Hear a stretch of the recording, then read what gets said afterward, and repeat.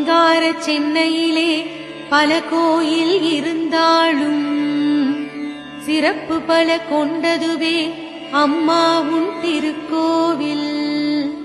வங்கக்கடல் ஓரத்திலே வந்தமர்ந்த வான்மதியே, கமடேசர் உடனுறையும் ஸ்ரீ காளிகாம்பாள் விழித்திடுவார்.